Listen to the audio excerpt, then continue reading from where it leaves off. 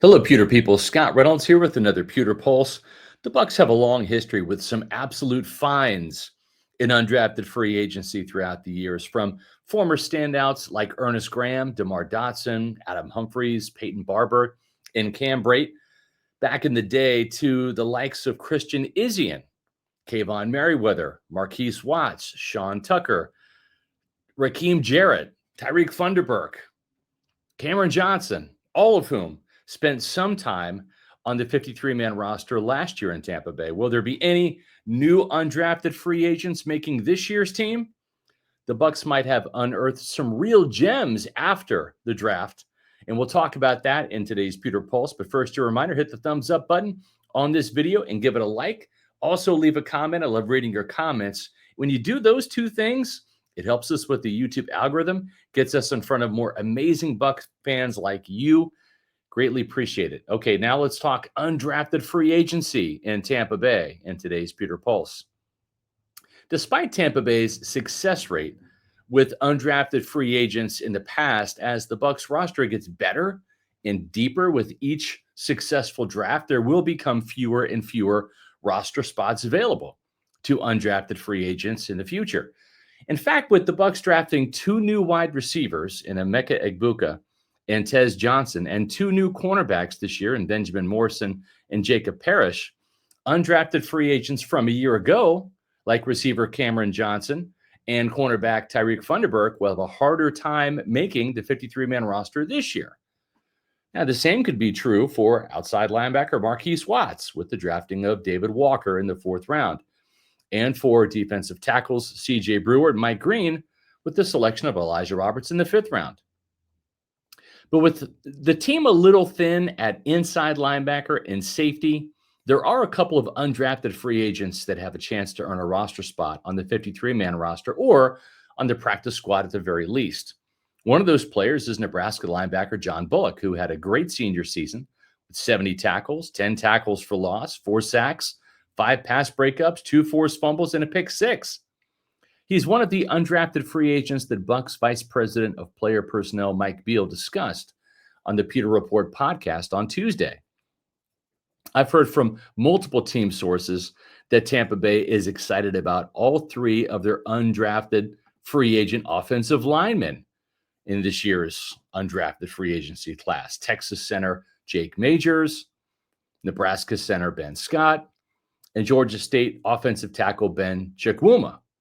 Bucs general manager Jason Licht believes in bolstering the offensive line, and there's a good chance that one or more of those linemen make the 53-man roster, or at least wind up on the practice squad.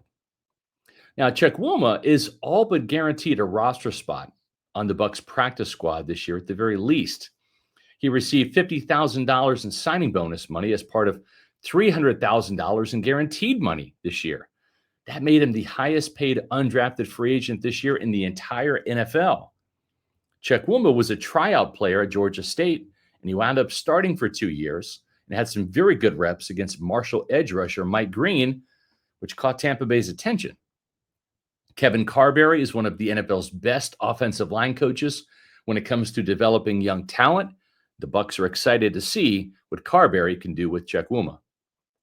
Another undrafted free agent that Mike Beal talked about on the Pewter Report podcast was Marshall safety J.J. Roberts, who has the edge over the other undrafted free agent safety, Colorado Shiloh Sanders, who is Deion Sanders' son. Roberts came in for an official 30 visit. The team really likes him. And Beal said that he was in consideration with the team's 7th-round pick. And if they had a second 7th-round pick, probably would have used it on him. He was a Bucs best bet at safety by Pewter Report.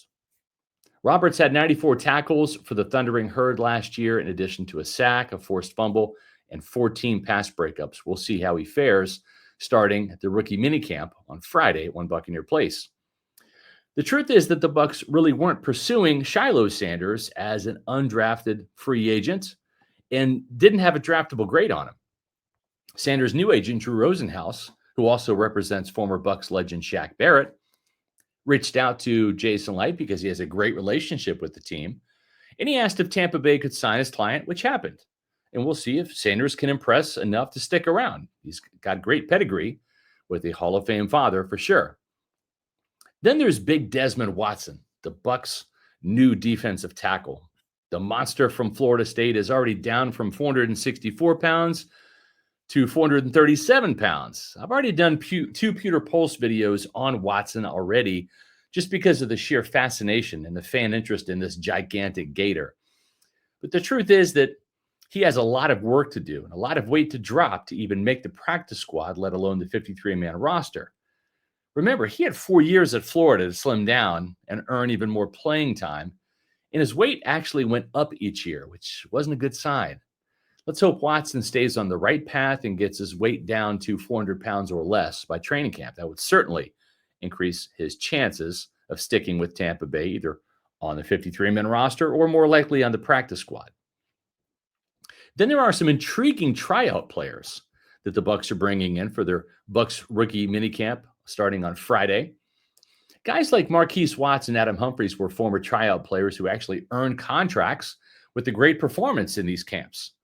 Now, here's a list of most of the tryout players for this week's rookie minicamp. There are a couple of notable names on this list, including Texas State quarterback Jordan McLeod, who also played at James Madison and also at USF. Mount Union running back Tyler Echeverry, who had over 2,000 combined yards last year, including 1,700 on the ground.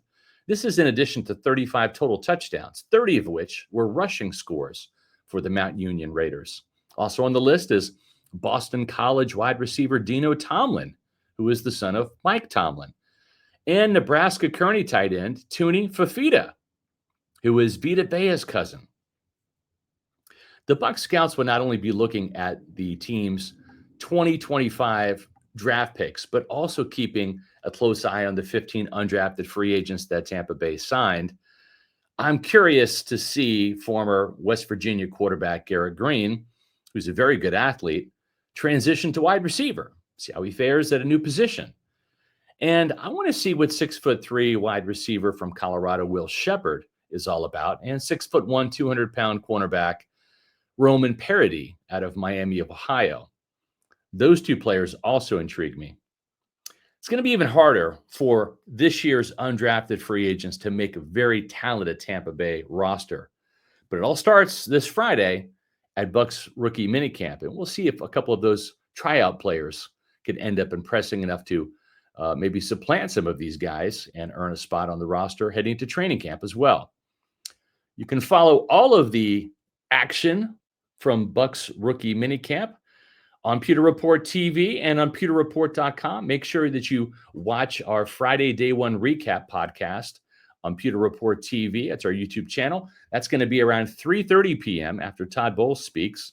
Matt Matera and I will be doing that show live from the team facility, as well as following us on Facebook, X, and Instagram at Pewter Report. And I mentioned pewterreport.com. We'll have all the stories, columns, and analysis on Bucs rookie minicamp, the upcoming OTAs, minicamp, everything to get you set for the 2025 Tampa Bay Buccaneers.